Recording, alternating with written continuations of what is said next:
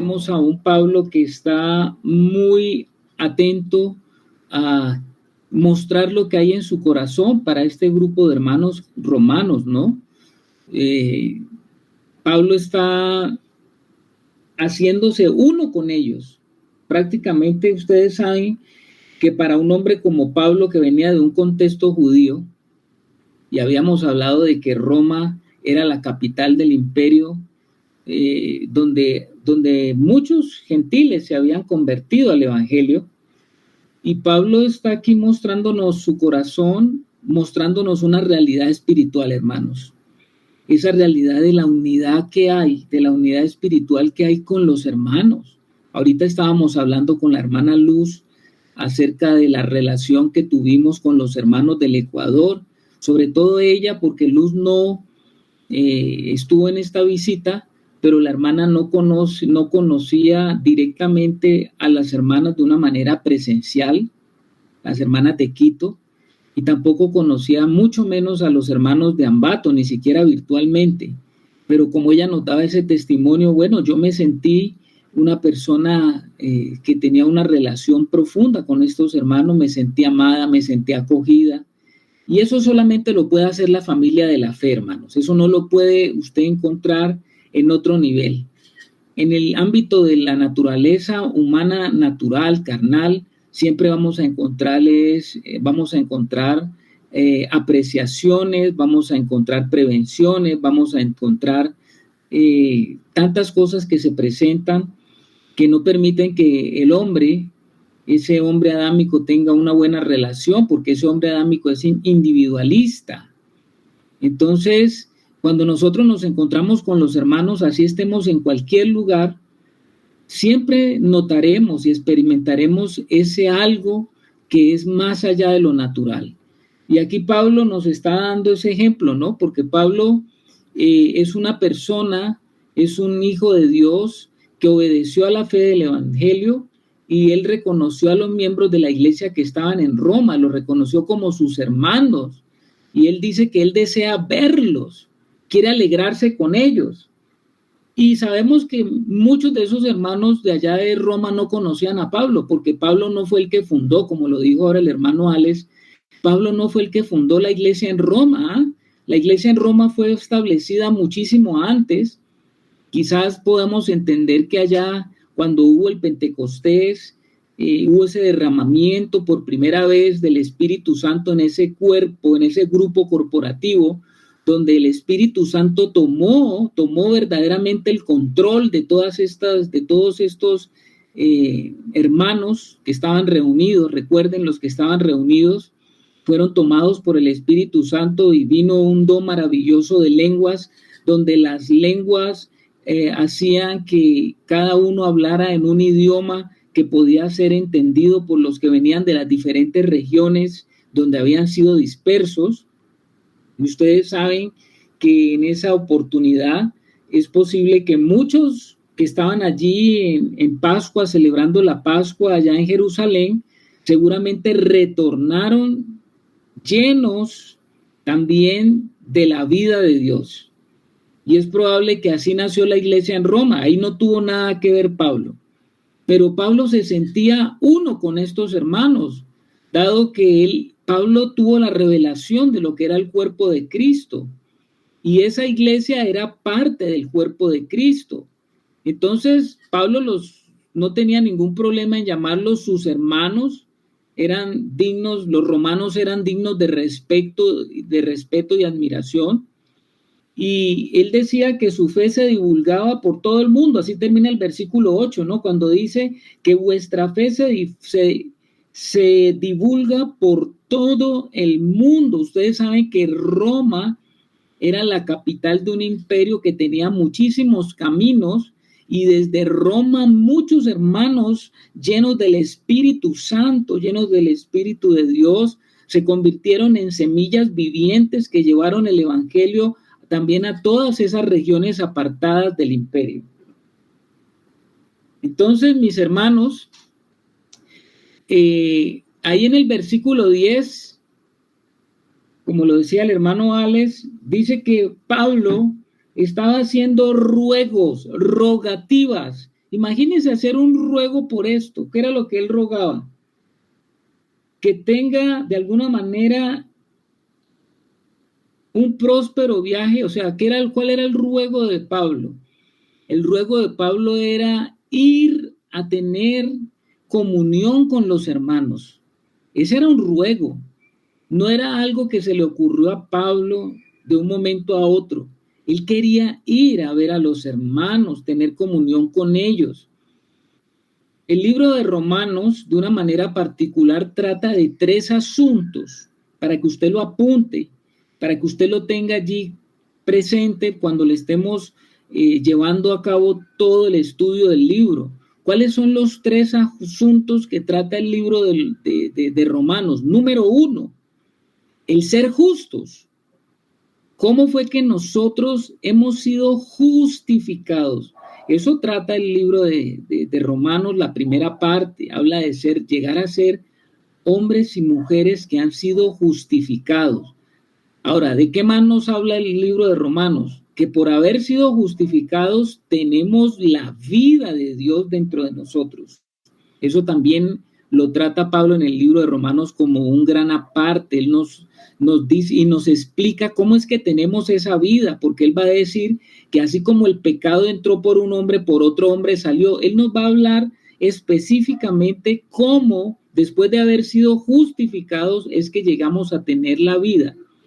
Y la otra parte en la cual consta el libro de Romanos es aquello que tiene que ver con el vivir de manera apropiada y relacionada con aquella vida que se nos ha dado.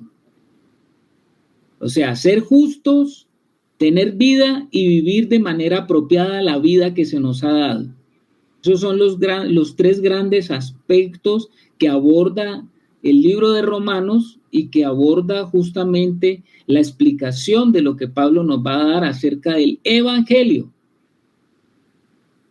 Para que usted lo tenga presente, mi hermano, rogando el versículo 10, que de alguna manera tenga al fin, por la voluntad de Dios, un próspero viaje para ir a visitarlos, para estar con ellos.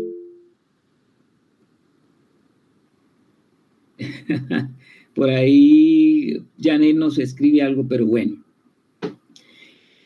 Ahí el libro de Romanos nos está diciendo, que ustedes se dan cuenta, dice, estamos en el versículo 10, Pablo dice que sirve a Dios, antes dice en el versículo 9, me estoy devolviendo un poquito al 9 porque es importante relacionarlo con el 10.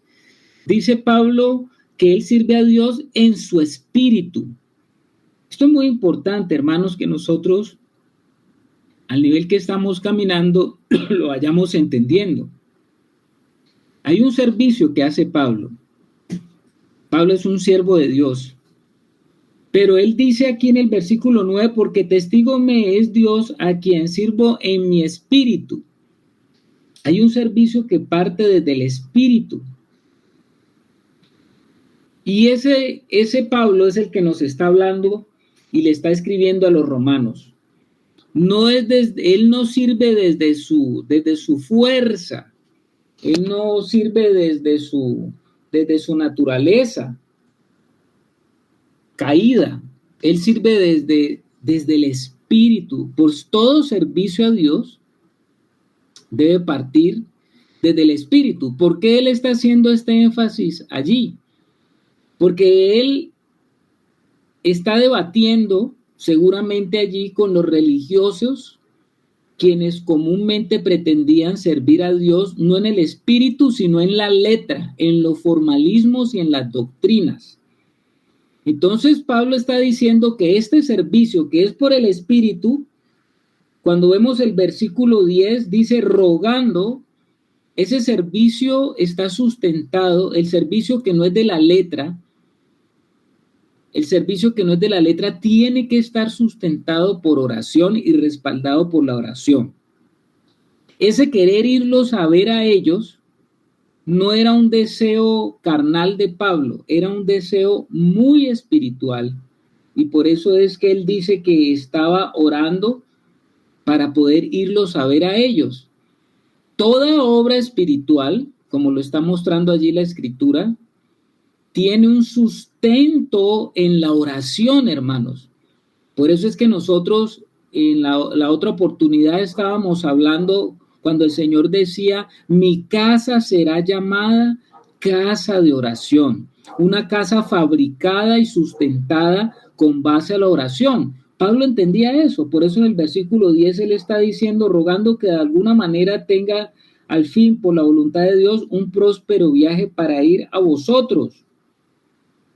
El deseo que tenía Pablo de ir a estar con ellos no era un deseo natural, era algo que estaba en el corazón de Pablo. Y como lo dice allí en el versículo 9, todo ese deseo estaba sustentado por algo que quería comunicarles a ellos, pero algo que fuera espiritual. Vamos a ver el versículo 11. Ahora sí pasemos al 11. Estamos en Romanos 1:11. Dice Pablo, porque deseo veros para comunicaros algún don espiritual a fin de que seáis confirmados.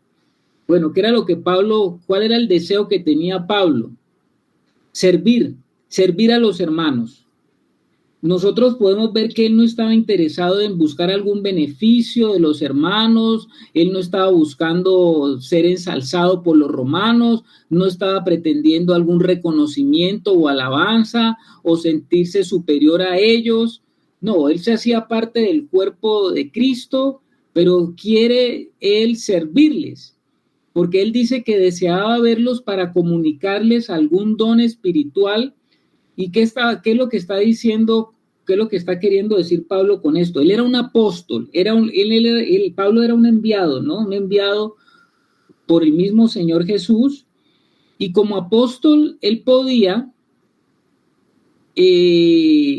comunicar, expresar, dar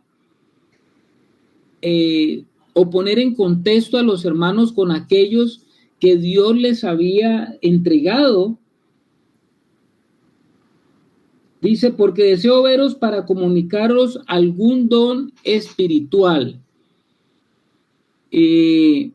Pablo no está prometiéndoles aquí, como algunos podrían interpretar, que él iba a llevarles a manifestar algún don de milagro. No, él no está diciendo eso. Él lo que está queriendo dar a entender es que va a imponer sus manos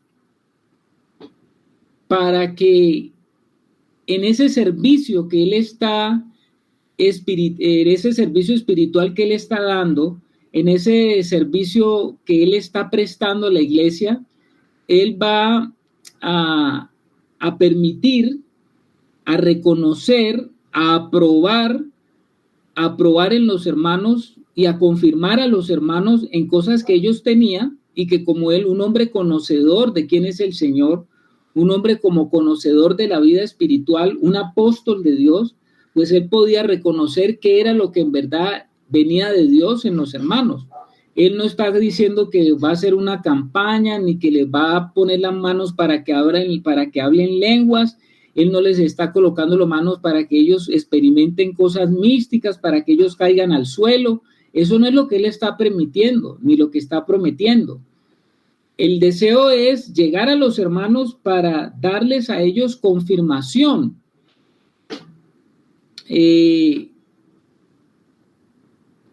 Realmente lo que Pablo está haciendo es preparándolos a ellos para que escuchen la verdad completa del evangelio desde el punto de vista de un apóstol. Veamos el 12. Dice, esto es para ser mutuamente confortados por la fe que nos es común a vosotros y a mí. Pablo lo que está haciendo, ¿qué dice Germancito? Que está levantando la mano. Gracias, Carlitos. Yo creo que ese versículo que acabas de leer es fundamental, ¿no? Que la claridad sobre él, porque tiene mucho que ver con lo que tú estabas hablando de los tres aspectos, ¿no? de que Pablo tenía ese énfasis de que ellos entendieran que eran justificados, de que por ser justificados tenemos, ¿no? Porque estamos incluidos también en ellos, tenemos la vida de Dios, y que también el tercero, que vivir de acuerdo a esa vida que se nos ha dado. Entonces, creo yo pues que tiene que ver con eso, cómo, cómo llevarles un panorama completo, un sustento, un fundamento. Estaba dando Pablo testimonio de esa fe, pero cómo entendiendo que esa labor que el Señor había puesto en Pablo, de esa completez del panorama completo de la iglesia, cómo Pablo iba a llevar un fundamento de acuerdo a lo que, al, al caminar del Espíritu, ¿no? Y de acuerdo a la obra del Espíritu en cada uno de los hermanos. Entonces eso tiene que ver con la confirmación, ¿no? Trayéndoles una solidez mayor en toda esta fe que estos hermanos tenían, porque era una fe genuina y era una fe que venía del Señor. Entonces creo que es eso, ¿no? Es como para complementar toda esa revelación que el Señor había traído, que era netamente espiritual. Era la necesidad de ser útil, ¿no? Y de complementarse con estos hermanos. Así lo veo de esa manera. Así es, mi hermano. Así es. Pablo es un apóstol. Pablo es un apóstol que tiene de primera mano la experiencia del Señor.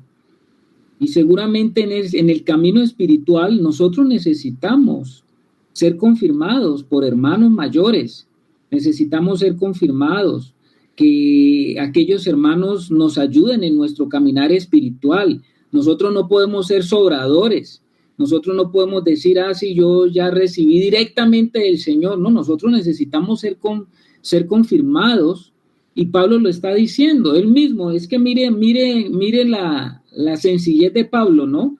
Porque dice en el versículo 12 que él va a hacer eso para ser mutuamente confortados por la fe que nos es común a vosotros y a mí. O sea que Pablo se está colocando también, a pesar de que es un apóstol, él se está colocando al nivel de los hermanos, ¿no? Pablo ha entendido en su experiencia de vida que él es débil también. Él ha entendido que el único fuerte es el Señor y que él ha establecido medios para establecer también nuestra fe. ¿Qué dice Alex? Yo creo, mi hermano, que aquí también Pablo y pienso que él lo debió haber experimentado. O sea, nosotros somos conocedores que la palabra de Dios, cuando se toca con el Espíritu, pues revela la vida y obra de Jesús, porque se dispensa en todo el que nace de nuevo. Y eso nos revela pues la fe de Jesucristo, no la nuestra. Entonces pienso que también Pablo sabía que ellos y él pues podrían ser confortados mutuamente por medio de esa fe que habitaba en ellos y habitaba en él. Y nosotros lo hemos descubierto, mis hermanos. Pienso que ustedes vienen, lo decía Luz ahora, de hace cuánto, un año no veían los hermanos. Y yo pienso que Carlos y Marta pues encontraron cositas allá nuevas que las ha puesto el Señor en la comunión que tenemos, pero también en lo que el Señor hace individualmente en cada persona. Yo pienso que una confirmación para el que está avanzadito en el Señor, porque pues lleva mucho más tiempo en comunión o su relación es más estrecha, pero también para ese, o sea, para el que ha crecido mucho, cuando ve también un hermano que viene atrasito y revela cosas que en su caminar usted no ha visto, usted está confirmando que efectivamente el Señor se está moviendo en esas personas. Entonces pienso que Pablo sabía también eso, mis hermanos. Así es, Alex, tienes toda la razón, mi hermano, tienes toda la razón. Lo hablamos por experiencia, ¿no? Por experiencia de vida. O sea, Pablo está diciendo aquí que eran mutuamente confortados. ¿Cómo así mutuamente? O sea, se confortaban ellos, los hermanos, de que viniera un apóstol a visitarlos, a darles, a traerles, a colocarles el fundamento, pero también a su vez Pablo es un hombre sencillo y humilde que es capaz de reconocer que también va a recibir de los hermanos. ¿Y qué es lo que iba a recibir Pablo de los hermanos? Pues iba a recibir también esa consolación que él necesitaba, porque si él era un hombre de Dios que estaba interesado y comprometido con las cosas de Dios, pues al llegar a Roma iba a ver también la común fe que tenían esos hermanos y cómo había avanzado el evangelio y cómo habían avanzado ellos también en sus procesos espirituales. Y uno se alegra, hermano, de eso, ¿no? Como estaba diciendo Alex, cuando uno va y ve a los hermanos, pues uno se da cuenta de cómo algunos hermanos han podido ir avanzando más, cómo algunos hermanos ahora están tomando las cosas del Señor más profundamente, están tomando las cosas más en serio, están ahora con un grado de consagración mayor, y eso te alegra, eso te anima, y te anima porque estás viendo que también los hermanos están avanzando, y si ellos están avanzando, tú estás avanzando en ellos, porque estás viendo cómo la obra de Dios está siendo manifiesta en todo lugar, como dice el apóstol Pablo. Esto es para ser mutuamente confortados. Pablo se sentía confortado porque iba a ver a los hermanos romanos que habían avanzado, que habían llevado también todas esas marcas de ser un hijo de Dios, los procesos espirituales, los procesos de avances hacia la madurez, que todos necesitamos llegar hacia esa estatura del varón perfecto, como dice el mismo Pablo en Efesios. Y Pablo se regocijaba también de eso, y eso lo confortaba, eso le daba ánimo, porque él estaba viendo que el Señor sí se estaba moviendo en medio de su pueblo. Y como lo decía Alex, pues eso uno lo ve cuando va y visita a diferentes hermanos. Cuando usted va y visita a diferentes hermanos, usted sale confortado de ver cómo el Señor se está moviendo en otros lugares también. ¿Qué es lo que el Señor está haciendo? Cómo el Señor está haciendo su obra en medio de los hermanos en cualquier lugar, ¿no? Cuando vamos a visitar a los hermanos nos damos cuenta de eso. Pablo está mostrando allí que, a pesar de que él es un maestro apóstol, él no está diciendo que él no necesita ser confortado, necesita ser confortado. ¿Cuál es el cristiano que no necesita de sus hermanos? ¿Quién puede vivir una vida cristiana solito sin necesidad de los demás? Cualquiera que lo esté viviendo de esa manera, diga, yo no necesito de otro, yo tengo mi relación con Dios directa, está diciendo algo que no es de acuerdo a la palabra, porque no hay vida cristiana de hijos de Dios solitos.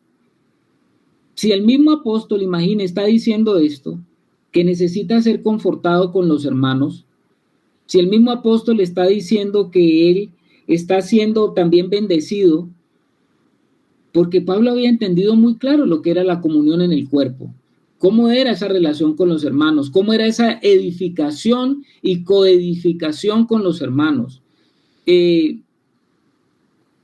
Pablo se fortalecía y su fe era fortalecido, porque él dice, esto es para ser mutuamente confortados por la fe que nos es común a vosotros y a mí. Ese vosotros y mí Pablo se está metiendo en la misma colada. Pablo está diciendo, es que somos uno. La oración del Señor Jesús, la última oración, el ruego del Señor era para que pudiéramos experimentar esa unidad los unos con los otros. Esta experiencia que nosotros hemos venido teniendo con los hermanos cada día, este acercamiento, esta mutualidad, esta comunión, nos permite sentirnos cada vez más unidos los unos con los otros, y que el Señor nos ayude en esto y avanzar en esto, hermanos, porque es la única manera que podemos ver una iglesia viva, orgánica, vital, donde todos estamos creciendo y donde todos estamos viendo el avance del Señor. Vamos a ver el versículo 13. ¿Qué dice el versículo 13? Dice, pero no quiero, hermanos, que ignoréis que muchas veces me he propuesto ir a vosotros, pero hasta ahora he sido estorbado, para tener también entre vosotros algún fruto, como entre los demás gentiles. Bueno, ¿qué es lo que Pablo está diciendo allí? Que Pablo desde hacía tiempo quería tener ese contacto con los hermanos. Era un anhelo que estaba en el corazón de él y era un anhelo espiritual. Era un deseo que era noble, pero también dice que había sido estorbado.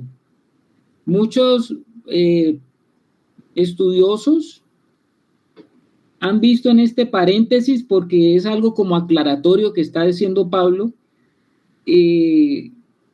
pensarían que el estorbo pues era alguna cosa espiritual que estaba oponiéndose a que Pablo pudiera llegar, ¿no? Ahora, no desconocemos que sí, cuando tenemos esas demandas del Señor y cuando estamos caminando en la obra del Señor, sabemos que Satanás sí se opone a nuestro caminar, Pero creo que esto no es el caso de lo que Pablo nos quiere mostrar o lo que le quería decir a ellos.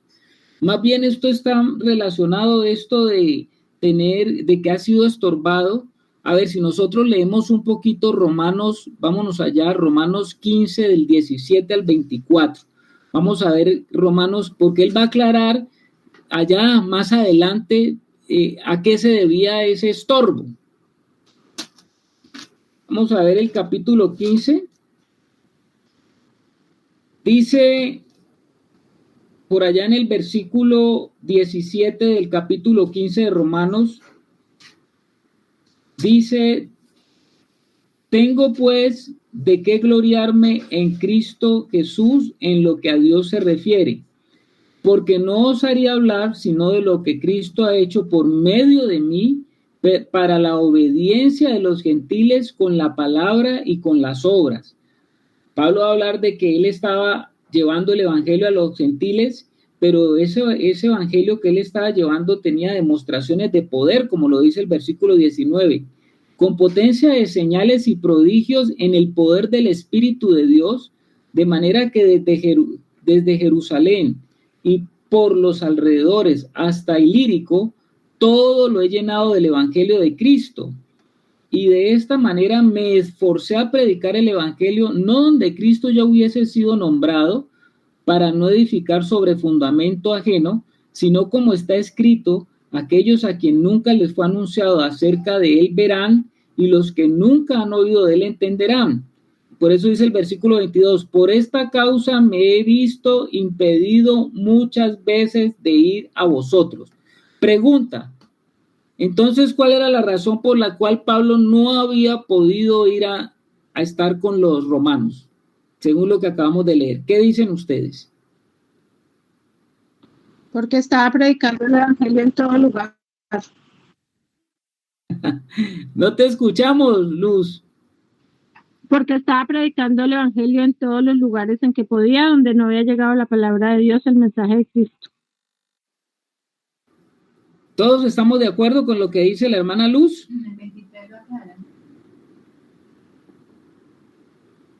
¿Sí estamos de acuerdo o no estamos de acuerdo? El 23 lo sigue aclarando, ¿no? Pero ahora no teniendo más campo en esas regiones y deseando desde hace muchos años ir a vosotros, ¿qué es lo que está diciendo Pablo? Bueno, primero, hay cosas primeras y hay cosas segundas, hay cosas primarias y hay cosas secundarias. Hay prioridades en la agenda apostólica. A ver qué dice el hermano Alex. Bueno, al parecer lo que está diciendo Pablo ahí era, pues, ¿para qué voy a Roma si ya en Roma conocen del Señor? Luego voy más bien a ver si hay fruto por allá, pero pues me dirijo más bien a regiones donde no haya llegado. O sea, como en el cumplimiento de la Gran Comisión, Pablo se enteró de que ya en Roma había iglesia, entonces se dedicaba a andar donde todavía no había iglesia, esperando pues esa oportunidad.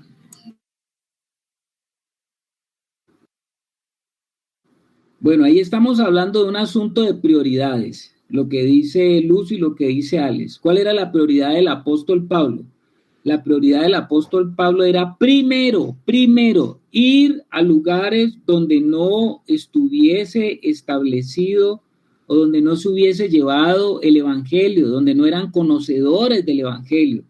Allí Pablo fue primero, esa era la primera meta, la primera razón de su envío. Para eso lo envió el Señor, ¿no? Por allá cuando el Señor los escoge a él y a Bernabé, el Espíritu Santo los envía para una obra. Y esa obra era llegar a lugares, y dice Pablo, donde el evangelio no se había llevado. Y ustedes saben que Pablo pues llevó todo el evangelio por estas regiones donde él está hablando y tenía en su corazón ir a Roma. Pero primero estaba la demanda. Como dice Alex, pues ya Roma se había establecido el evangelio. Ahora entonces él primero lo que se propone es hacer lo que tenía como prioridad y dejar esto para la segunda fase de lo que había sido enviado. O sea, el primero era llevar el evangelio y después era confirmar a los santos. Esa era, confirmar a los santos. Como apóstol él tenía que hacer eso. Entonces, eso, eso podemos decir de ese paréntesis que está allí. Dice, pero hasta ahora he sido estorbado, pero había sido estorbado era por razones de agenda, hermano, más que por cualquier otra cosa. Podemos decir que Pablo, pues era un hombre responsable que procuraba llevar la agenda en el orden de lo que Dios le había colocado. Había responsabilidades que atender y eran prioridades que estaban por encima de cosas buenas, porque el ir a visitar a los hermanos pues era cosa buena, pero para él primero era cumplir con esa demanda que tenía él en su corazón de llevar el evangelio a donde no se había predicado. Entonces, esto que tenía Pablo en el corazón, pues nos debe a nosotros llamar hoy también la atención, ¿no? ¿Hacia dónde está dirigida nuestra agenda? Esta mañana estaba meditando en eso, ¿no? Esta mañana estaba meditando cómo el Señor Jesús, a los 12 añitos, él tenía una profunda convicción del estar aquí en la tierra. Y esa profunda convicción lo llevaba también a una profunda necesidad y una prioridad en su vida. A los 12 años, el Señor Jesús dice, me es necesario estar en los negocios de mi Padre. A los 12 años, un niño, el niño Jesús, tenía esa prioridad en su corazón. Amados, ¿cómo estamos nosotros con esa prioridad? Pablo, como apóstol, tenía esa prioridad. Número 1, llevar el evangelio. Que el Señor nos ayude, que el Señor nos coloque a nosotros en el corazón ese deseo de llevar esa prioridad en nuestra vida.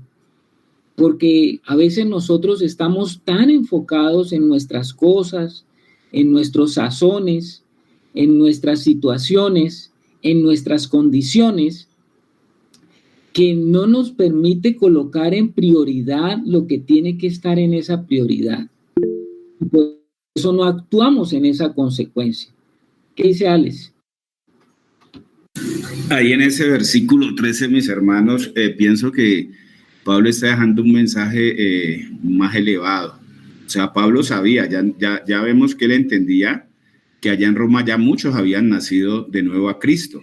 O sea, ya había iglesia, o sea, había hermanos caminando en la verdad. Entonces Pablo sabía que su prédica no iba solamente encaminada a esos nuevos nacimientos, sino a esos que ya habían nacido, que necesitaban ver en él el fruto de la relación con Jesús. O sea, Pablo había tenido frutos en otros lados, él mismo lo dice, entre los gentiles en otros lugares, pero él esperaba que ahí en Roma quería también tener frutos en otros hermanos. O sea, sigue Pablo como mostrándonos el carácter que Jesús estaba modelando en él, porque sabemos que el anhelo de nuestro Señor Jesucristo pues era llevar fruto para el Padre, para que él fuera exaltado y glorificado en todo. Entonces Pablo también había desarrollado ese carácter de ofrecer fruto al Señor. Él no quería que pues esos hermanos que estaban levantando en Roma ignoraran pues que él había tratado muchas veces de ir a ellos. Entonces mire que ahí nos muestra algo el apóstol, mis hermanos. No solo llevamos fruto al Señor cuando guiamos un alma al nuevo nacimiento, también llevamos frutos al Señor cuando confirmamos a esos nacidos de nuevo y también cuando recibimos de ellos la confirmación, que era como lo que veíamos ahora. Ok, mi hermano. Entendido. ¿Qué dice el hermano Germán, que levanta la mano también? Yo veo una coherencia tremenda en lo que Pablo está diciendo con el ministerio del apostolado, ¿no? Porque en la vida de Pablo vimos eso en el libro de los Hechos. Pablo era un hombre que estaba dispuesto siempre a ir bajo la dirección del Espíritu, ¿no? Donde el Señor lo mandara a llevar a predicar a Cristo, pero también después volvía con el tiempo a confirmar a los hermanos, ¿no? Por eso era ese deseo genuino en él, que venía de parte del Señor de visitar nuevamente a los hermanos donde ya se había establecido el fundamento Entonces aquí vemos exactamente lo mismo, cómo el corazón de un apóstol, ¿no? Y por eso es que es tan necesario, estos ministerios dentro de la iglesia, porque de cierta manera pueda que en el mundo natural se haya desviado mucho este propósito espiritual de estos ministerios, y al apóstol hoy en día se mire como el más ungido de todos, como a la cabeza, pues, al más importante, y establezca su propio reino y sea una dignidad dentro de los hombres, y no verdaderamente, y no se mueve en el verdadero sentido espiritual en el que el Señor creó el apostolado, sino que realmente lo que Pablo manifiesta aquí es un apóstol es un enviado, y realmente el enviado es el que está dispuesto a ir donde lo envíen, y no donde él quiera ir.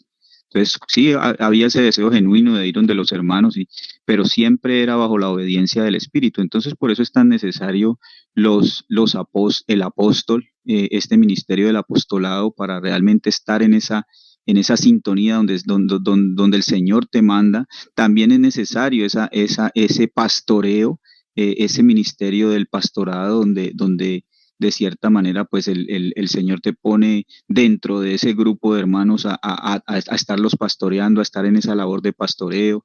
Están los maestros, están los evangelistas, pero siempre es entendiendo que es pero sometidos en amor, por voluntad, por decisiones, a la disciplina del Espíritu, y no es a cada uno hacer lo que se le dé la gana, sino en ese deseo realmente de que cada día Cristo sea primero alcanzando a las almas, y luego también ser formado en cada uno para santificación. Pues yo veo eso muy claro ahí, ¿no? Yo lo veo como el sentido verdadero de un apóstol, ¿no? Por eso es que son tan necesarios todos estos ministerios ahí. Gracias, Germancito. Claro que sí, mis hermanos, tanto Alex como Germán. Tan importante lo que se está diciendo, hermanos, porque Pablo era un hombre que no estaba pensando en sí mismo. Fíjese que Roma, él no había establecido esa iglesia en Roma, pero él quería ir a colaborar, a servir en Roma. No estaba yendo para ganar algo él. No se trataba de que él estaba ganando, ni que él estaba extendiendo el dominio de una obra de él, ni él estaba interesado en colocar su nombre al frente de esa obra. Él estaba interesado en lo del Señor, porque él está diciendo que él está buscando algún fruto que sea del Señor, porque el que necesita Pablo que sea glorificado, pues es el Señor. Y esto hoy en día no es muy común, porque nosotros sabemos que muchos siervos de Dios están buscando en lo suyo propio. Nadie va a ir a un lugar porque hoy en día, estamos hablando de lo que se conoce hoy, nadie va a un lugar para no tener algo propio, algo que le represente algún beneficio. Pero Pablo no está buscando su propio beneficio, porque él está preocupado es por la obra de Dios, no por su obra, no por su reino, como lo que está diciendo el hermano Germán. No por su propio reino. Él está preocupado es por la extensión del reino de Dios a todos esos lugares donde el Señor había dicho que era necesario ir. Y me seréis testigo en Jerusalén, en Judea, en Samaria y hasta lo último de la tierra. Y eso era lo que estaba en el corazón de Pablo, obedecer al Señor, porque ahora leímos que él quería ir a Roma y de Roma quería ir a España. O sea, él estaba en esa obediencia de querer ir hasta lo último de la tierra conocido hasta ese momento y llenar toda esa región del evangelio para que la obra de Dios se levantara en cada lugar donde él estuviera. Y ese es el objetivo de todos los hijos de Dios, no es el objetivo solamente de Pablo. No es que tú levantes tu obra, no es que tú levantes tu ministerio, no es que tú levantes tu nombre o un nombre especial. Aquí el que tiene que ser levantado es el Señor. La obra de Dios es la que tiene que ser levantada a través de hermanos que están interesados verdaderamente en conocer y reconocer que la obra tiene que ser extendida. No es por algo propio, como lo estamos diciendo. El objetivo del apóstol era recoger, como lo he dicho, como lo estaba diciendo, recoger en las demás naciones un fruto pero ese fruto no era para él, era un fruto para la gloria, para la honra y la alabanza del Señor. La iglesia denominacional, perdone que yo hable en este momento de eso, difícilmente se mueve en ese ámbito. Difícilmente se mueve en ese ámbito, porque cada hombre de Dios encerrado en estos sistemas necesariamente siempre estará buscando algo que esté en relación con el nombre, con su nombre o con lo que ellos han establecido. Difícilmente hay una apertura del corazón para ir a participar de lo que el Señor está produciendo y un fruto para él. ¿Qué dices, Alex? Sí, mis hermanos, pues hablábamos en el tiempito que estuviste tú por allá, y yo les comentaba a los hermanos el sábado de esto, y el Señor lo pone uno a que indague aún más, ¿no? Pues se me facilita un poco por mi profesión. Yo les hablaba a los hermanos acerca de lo que significaba el fruto y cómo el fruto se forma del ovario de la flor después de que ella es fecundada. O sea, cuando el polen se une al óvulo ahí en el ovario de la flor, pues entonces se transforma primeramente y es algo comestible. Pero ese fruto que es comestible contiene las semillas que luego pueden separarse de ese fruto para dar origen a otras plantas del mismo género y de la misma especie. Entonces miren que Pablo sabía esto, mis hermanos. Él no esperaba solamente nuevos nacimientos, sino que esos que habían nacido de nuevo también estuvieran dando fruto. Entonces, indagando ahí, mi hermano, vemos cómo Pablo era conocedor que muy seguramente de sus prédicas en Asia, en todo lo que le habían dado, en Jerusalén, de pronto muchos hermanos habían podido haber llegado a Roma, porque vemos que Priscila y Aquila, ellos hospedaron a Pablo en Corinto, estuvieron hospedando a Pablo cerca de 2 años cuando ellos fueron deportados de Roma. Ellos llegan allá a Corintio y pues ellos estuvieron con Pablo, ellos compartieron su profesión, sabemos que que hacían carpas, y muy seguramente en esa casa, con esos tres, con esa pareja y con Pablo, eso había vuelto un centro de doctrina en Cristo. Eso lo podemos ver en Hechos 18, del 24 al 30. Y sabemos que por ahí aparece Apolos, ¿no? Dice la palabra de Dios que Apolos conocía algo acerca de Jesús, pero solamente hasta donde alcanzó Juan el Bautista a revelar a Jesús. Pero se sabe que Aquila y Priscila sí conocían la palabra y su permanencia con Pablo pues les había dado más amplitud de quién era Jesús. Y ellos ya reconocían a Jesús, era como el Hijo de Dios. Y dice la palabra ahí en Hechos de que ellos llevan a casa de ellos a Apolos. Y Apolos, que no tenía sino esa limitación de conocer a Jesús hasta donde lo pudo revelar Juan, ellos le muestran de forma clara y directa cuál era el verdadero mensaje de Dios. Entonces mire que muy seguramente esa pareja pues recibió de Pablo esa misma revelación y ahora se la estaban dando a Apolos. Entonces Priscila y Aquila pues aprovechaban esa convivencia con Pablo y ellos recibieron fruto de Pablo que luego le entregaron a otros. Y así sucesivamente. Entonces el Señor nos muestra cómo Él ha permitido que de esa antigüedad, hace más de 2000 años, hasta el día de hoy, su palabra se mueva de esa forma, mis hermanos. Dios sigue buscando un fruto. Y ese fruto, Él es un buen sembrador y el buen sembrador busca fruto. El apóstol Pablo sabía eso. Por eso la semilla es garantizada, mi hermano. Así es. La semilla es de buena calidad. La semilla está garantizada que es de buena calidad y ella está preparada para dar de la misma clase, de la misma naturaleza,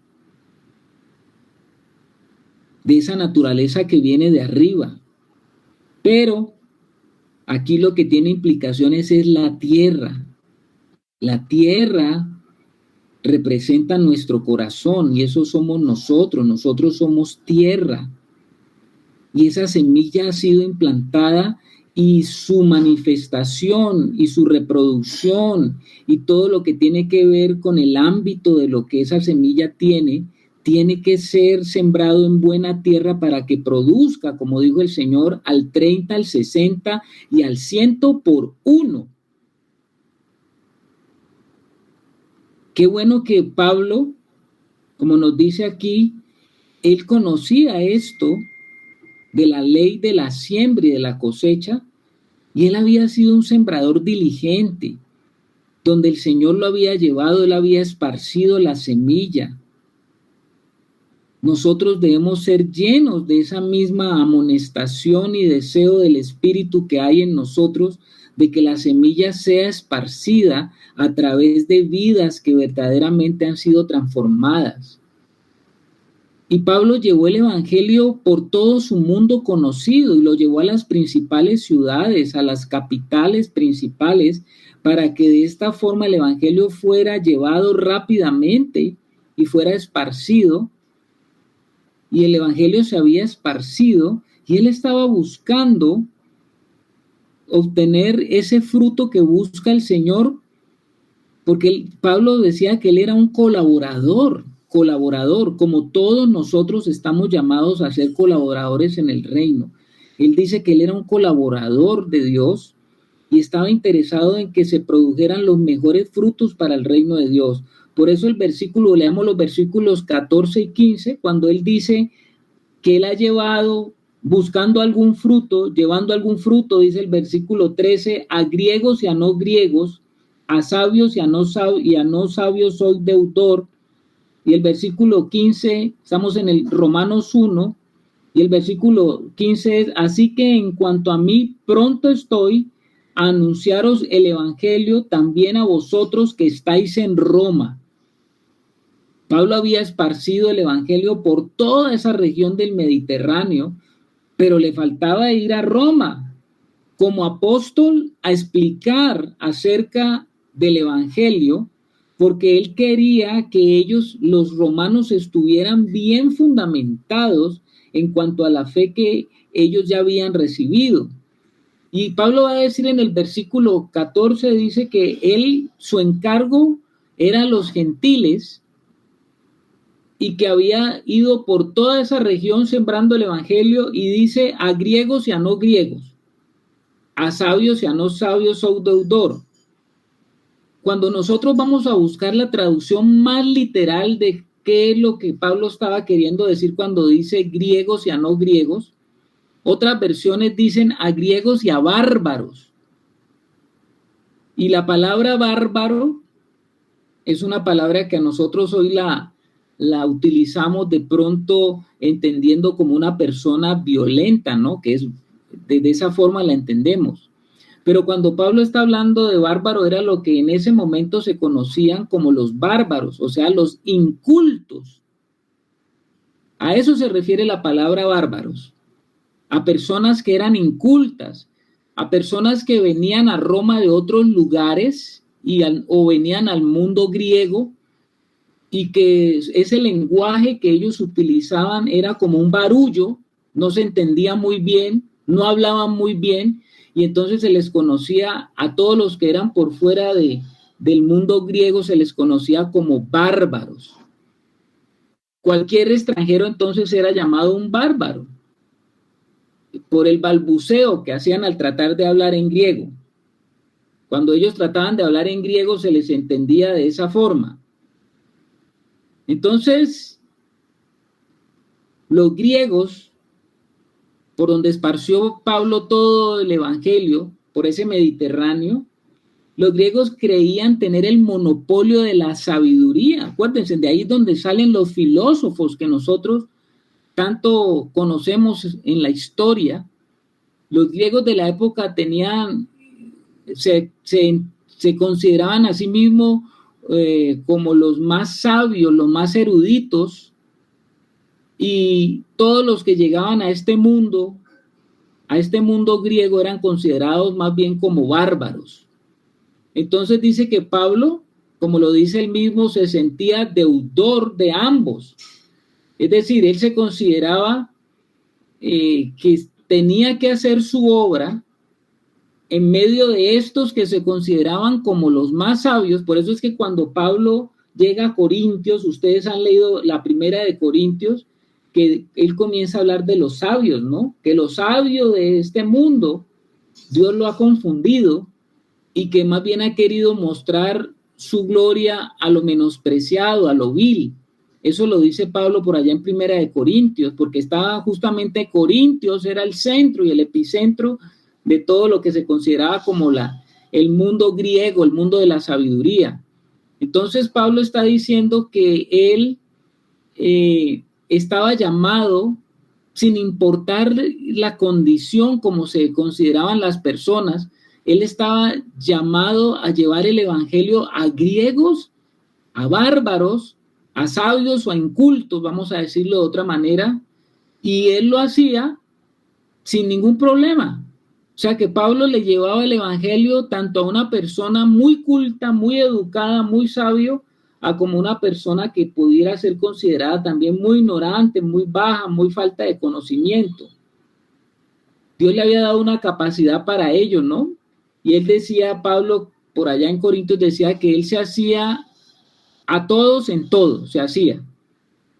Para él todos estaban en igualdad de condiciones, todos tenían la misma necesidad del perdón de pecados en Cristo, de ser reconciliados con Dios, de ser regenerados, de ser colocados como nuevas criaturas, tener la vida de Dios dentro de ellos para establecer ya no una cultura sustentada en aquellas razones que le dan a la cultura como los elementos preciosos y valiosos, sino que Pablo estaba trayendo era la cultura del reino de los cielos, una cultura totalmente diferente. Ahí en esa cultura del reino de los cielos todos somos iguales, ahí no hay acepción de personas. Entonces por eso es que Pablo está diciendo que a todos en esa travesía que él había hecho, les había llevado el evangelio, les había compartido el evangelio y había logrado por medio del poder del Espíritu Santo establecer la cultura del nuevo orden mundial. Ustedes han oído eso del nuevo orden mundial, ¿no? Nos asustamos porque el diablo también hace cosas y hemos oído que el diablo como copista también ha traído mucho temor en los hermanos cuando se oye hablar de las cosas secretas, de las conspiraciones, teorías conspirativas y todo eso, donde se oye hablar de que el hombre quiere establecer un nuevo orden mundial y que ese nuevo orden mundial pues es un nuevo orden satánico y todo lo demás, y eso está en el mundo de las conspiraciones. Pero hermanos, en el mundo del espíritu esto hace rato ocurrió. El nuevo orden mundial comenzó desde que el Señor Jesucristo trajo el evangelio del reino y se pudo a través del evangelio del reino entrar en el nuevo orden que Dios viene estableciendo desde que el Señor Jesús vino, desde que Él fue levantado, desde que Él fue ascendido y desde que la promesa del Padre se manifestó en la tierra. Ahí comenzó el nuevo orden que el Señor está esperando que siga en ese crecimiento desde hace más de 2000 años hasta la consumación de los tiempos. Hermano Alex. Sí, es importante lo que dijiste ahora y la aclaración que nos haces acerca pues de esos griegos y no griegos, pues en el sentido de que Pablo lo que tenía claro era la gran comisión. Pablo tenía claro que lo que el Señor le entregó, y ojo con eso, no es a Pablo, sino también a nosotros. O sea, lo que el Señor nos entrega nos hace deudores a todos los que no han nacido de nuevo. Pablo reconocía pues que era como gracias a los no nacidos de nuevo que él era deudor, tanto a judíos como a gentiles. Igual nos sucede a nosotros, mis hermanos. Nosotros somos deudores a todos los que no conocen el evangelio, porque el Señor ya nos entregó algo. Entonces, si hay una deuda con el perdido, o sea, sabemos que cada generación ha tenido su degradación y a nosotros nos ha tocado una bien tenaz también. O sea, que hasta que el último hombre sobre la tierra, la última mujer sobre la tierra, no sea tocada por el evangelio, pues mis hermanos, vamos a estar en deuda con ese mundo caído, porque es algo que el Señor nos ha dado para poder llevarlo, y Pablo lo tenía claro allí. Pablo como que nos está diciendo eso, no importa si es letrado, si es ignorante, si es sabio, si no es sabio, la necesidad más grande que tiene es esto que yo tengo, y por eso soy deudor de ellos. Amén, mi hermano. Así es. Pablo no hace acepción de personas. Él ya había invadido con el evangelio a ese mundo de sabios y a ese mundo también de los incultos, pero él dice que también ahora él va a ir a Roma. Porque dice el versículo 15, así que en cuanto a mí, pronto estoy a anunciaros el evangelio, también a vosotros que estáis en Roma. Recuerden ustedes que Roma, mis santos, era la capital del imperio donde vivía toda clase de gente. Roma era la ciudad metrópoli cosmopolita donde convergía toda suerte de pensamientos, clases sociales, religiones, culturas, negocios, prácticas perversas, prácticas de todo tipo. Pero Pablo también dice que quiere llegar allí. Roma era una ciudad como metrópoli muy llena de muchas cosas, ¿no?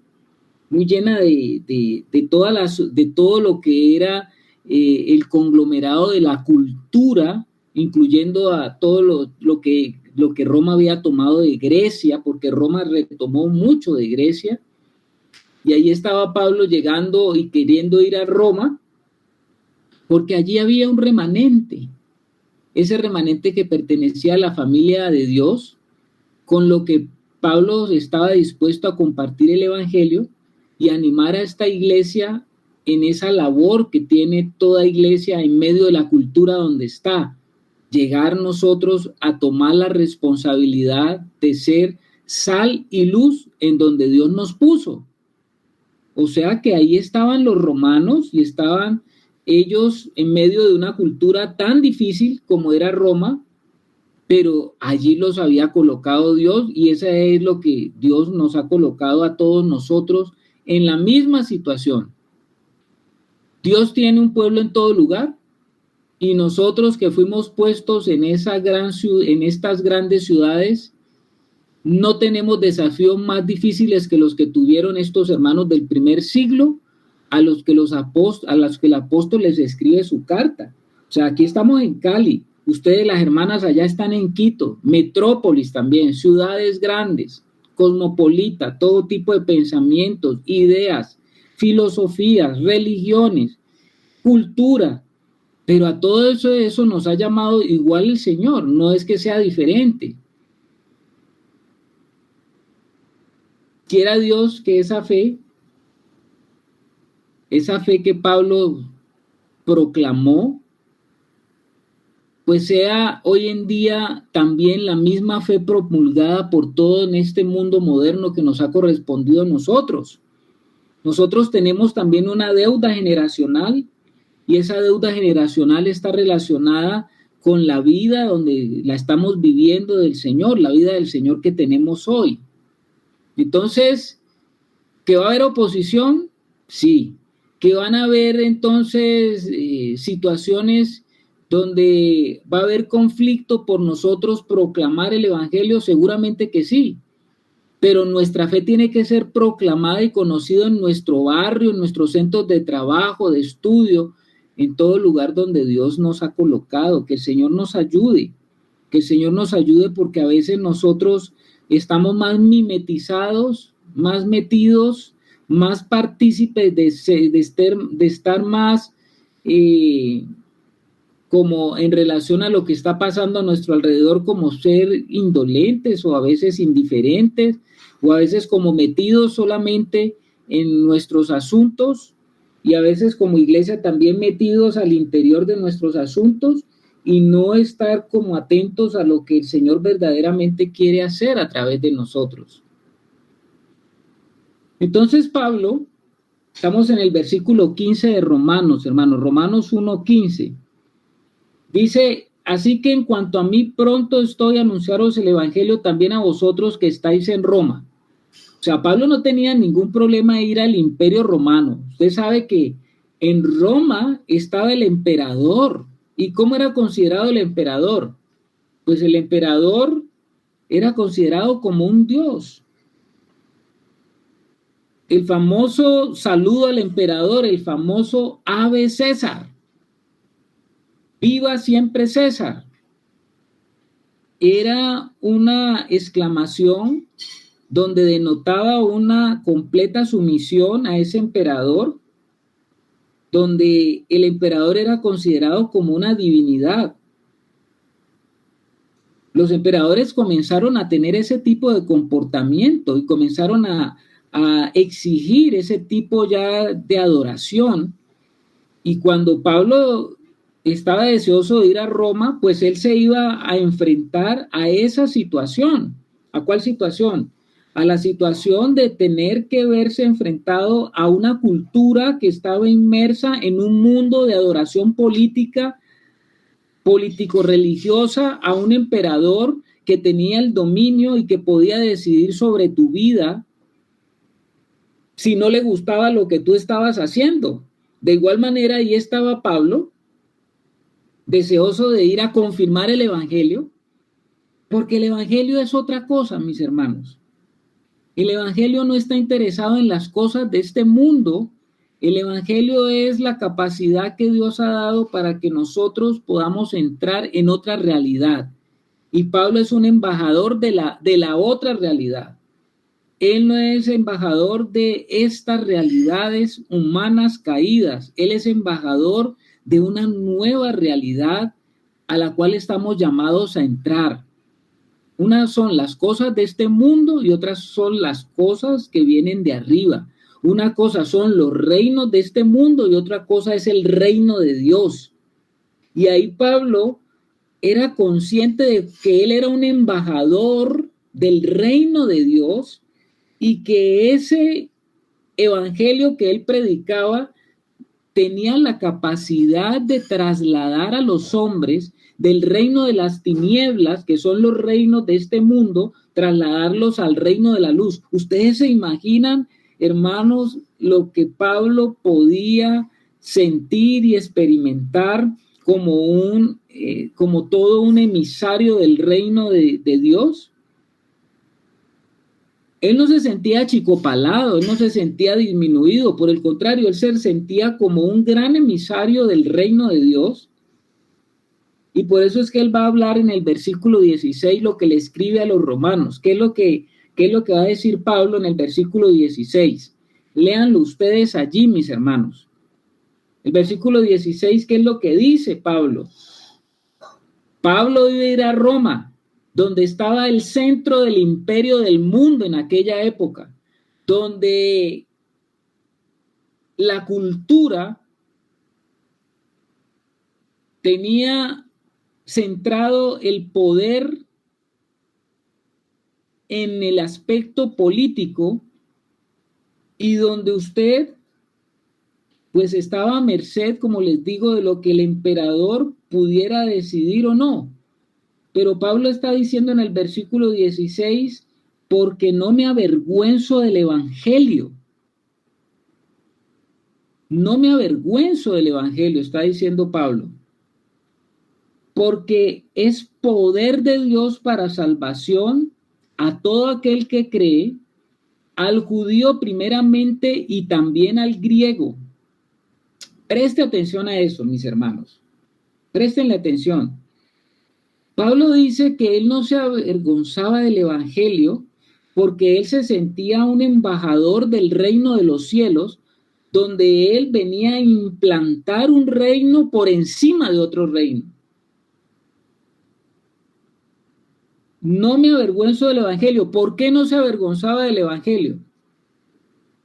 ¿Habían razones para ser avergonzado por el evangelio? Bueno, pues cuando usted ve la vida del apóstol, que él estaba en prisiones, cuando él habla de las credenciales que él tenía como apóstol, ¿no? ¿Cuáles eran las credenciales que tiene como apóstol? No son como las credenciales que tienen los apóstoles hoy en día, o los que se dicen ser apóstoles hoy en día. Pablo hablaba de que había sido azotado. Pablo habla de que había estado en hambres. Pablo dice que estaba en naufragios. Pablo dice que había sido asaltado en medio de caminos. ¿Se acuerdan? Pablo hablaba de ayunos obligatorios. Pablo hablaba de todas esas cosas que seguramente una persona normal con una visión enfocada en las cosas de acá abajo, pues le parecerían que pues era avergonzante andar en ese tipo de vida, en esa condición de vida.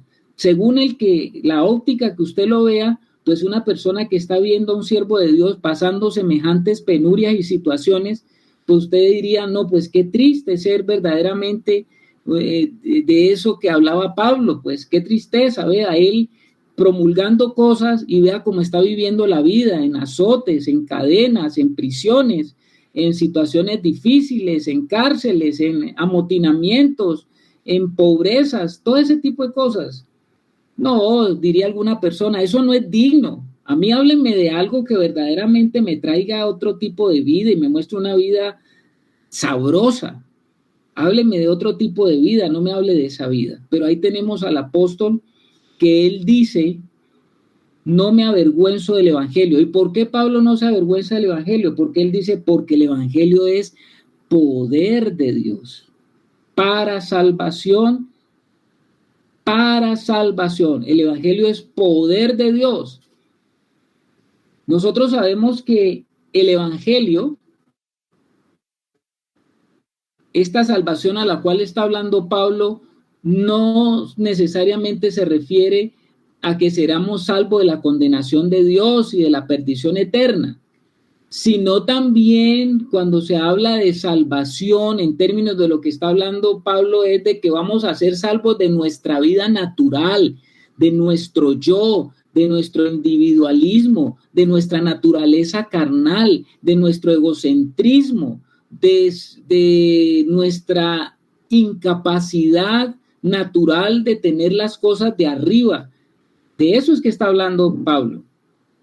Esta salvación nos salva por completo, permitiendo que seamos santificados, conformados, glorificados, transformados, edificados con los demás creyentes en un solo cuerpo y que seamos diligentes en guardar la unidad sin causar divisiones como la que el hombre ha causado en los reinos de abajo, porque los reinos de abajo se han caracterizado por ser divisivos, individualistas, ególatras.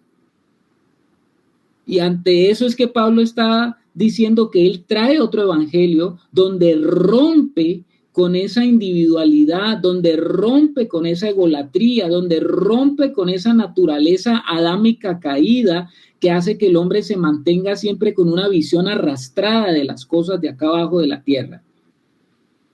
Por eso es que el evangelio es poder de Dios. Y el evangelio es poder de Dios porque te da la posibilidad de salir de esa condición arrastrada.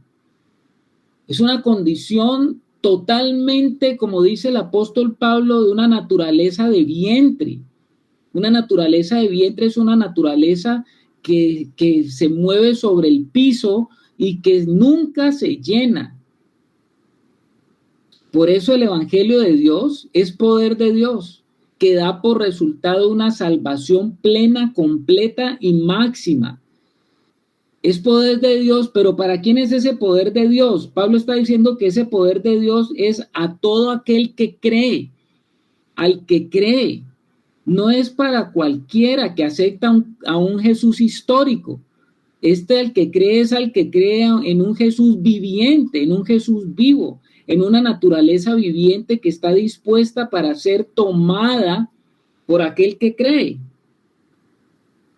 Entonces, dice Pablo que ¿quiénes eran los que estaban listos para creer? Bueno, primero el evangelio fue llevado a los judíos y después fue llevado también a los griegos. El versículo 17. Vamos a ver qué dice el versículo 17. Dice, porque en el evangelio la justicia de Dios se revela por la fe y para fe, como está escrito, mas el justo por la fe vivirá. Bendito sea el Señor, porque Él nos está diciendo que el evangelio revela algo. ¿Qué es lo que revela el evangelio?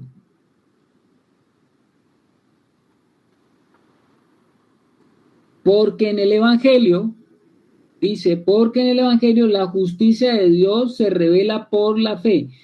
Pregunta a los hermanos que están aquí atentos, ¿qué es lo que se revela en el evangelio? según lo que está diciendo aquí Pablo.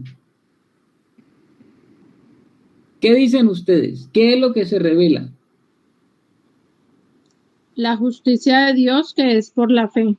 Exactamente, mi querida hermana de Dios.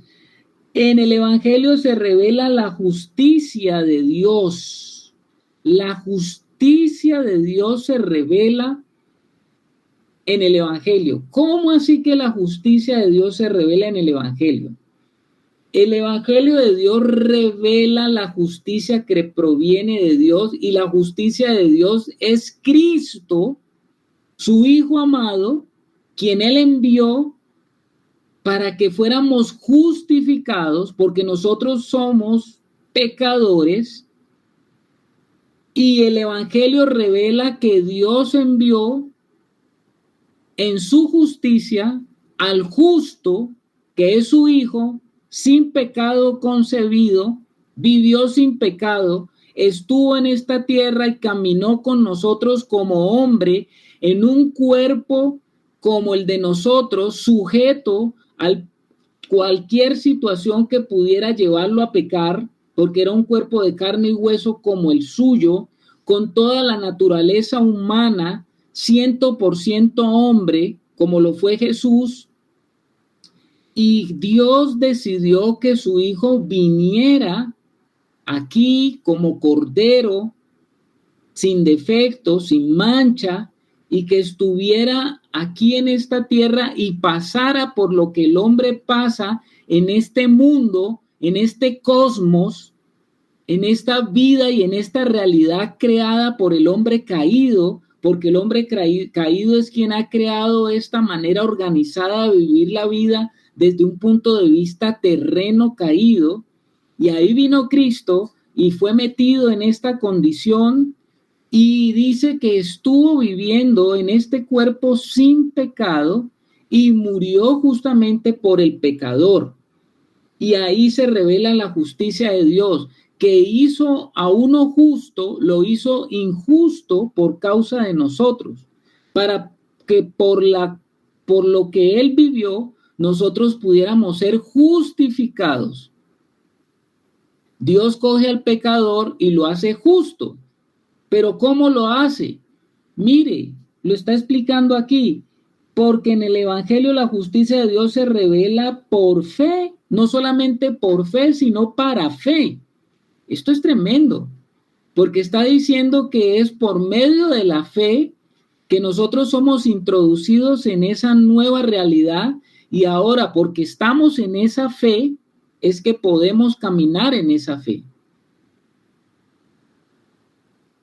La justicia de Dios viene de fe en fe, queriéndose mostrar que entre mayor nivel de fe profesamos o crecemos para tener la seguridad o la revelación progresiva y continua de la verdadera justicia, que no proviene de nosotros, sino de nuestro nivel de entrega, de consagración para con Dios, la cual hace que se manifieste o se revele en nuestras vidas. La justicia de Dios se revela en el Evangelio para que los justos por la fe tengan la vida y vivan. Muy interesante eso, mi hermano. Apúntelo ahí.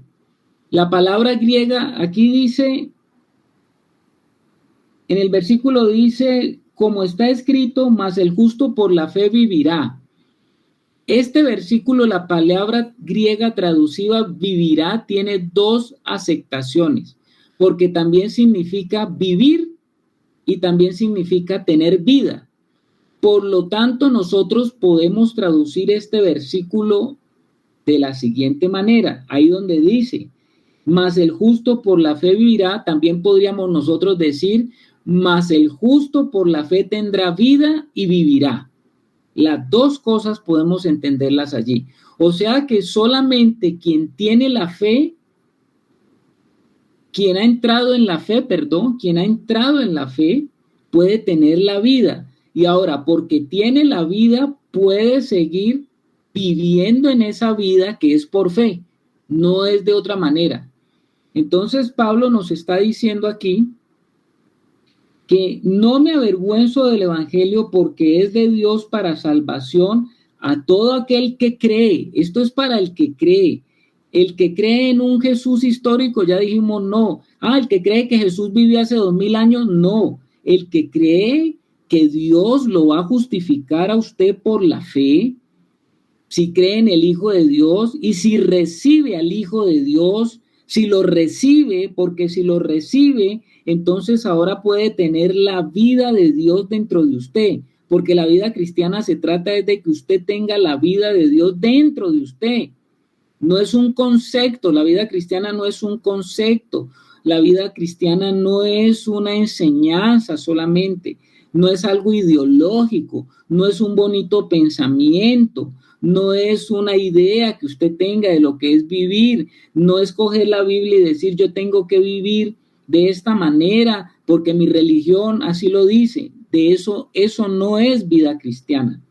Según lo que Pablo está diciendo, la vida cristiana es poder de Dios porque es una vida dentro de usted que se manifiesta y está lista para desarrollarse de acuerdo a cómo usted responde al evangelio.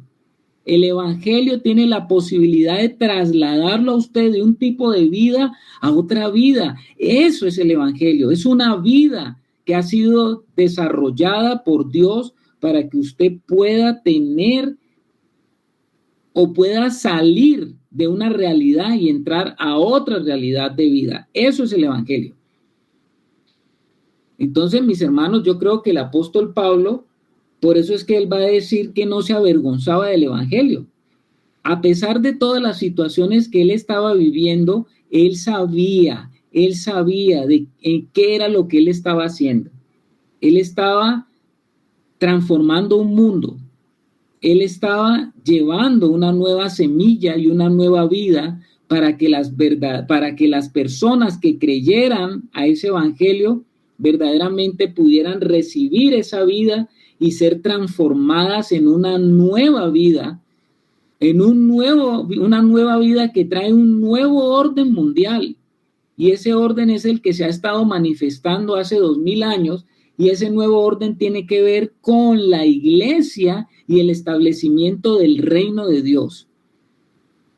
Los hijos de Dios estamos llamados a vivir ese nuevo orden. Nos movemos en ese nuevo orden. Vivimos en un mundo que está en un orden decadente, pero estamos nosotros viviendo en un orden que es un orden de vida, en un orden mayor, en un nuevo nivel de vida, que nos hace considerar las cosas de acá abajo en una segunda prioridad, no en la primera prioridad.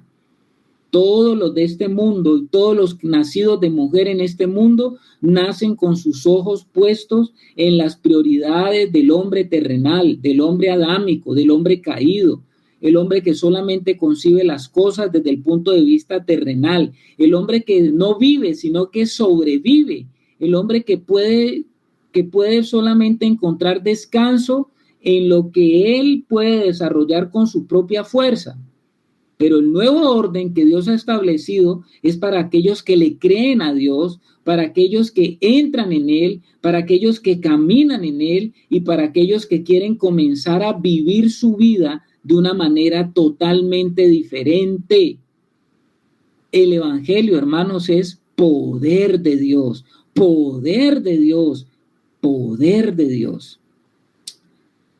Bueno, mis amados, creo que dejemos ahí en ese versículo 17 lo que teníamos para hoy, porque esta carta a los romanos, epístola a los romanos, pues es una carta de mucho desafío, es una carta de mucho entendimiento, es una carta de mucha luz acerca de lo que es el evangelio. Le doy gracias al Señor por este tiempo que hemos tenido, mis hermanos. Los invito a que ustedes no pierdan el ánimo, que ustedes sigan constantes, creciendo en la palabra, perseverando en ella y no descartando pues estos tiempos que el Señor nos ha dado.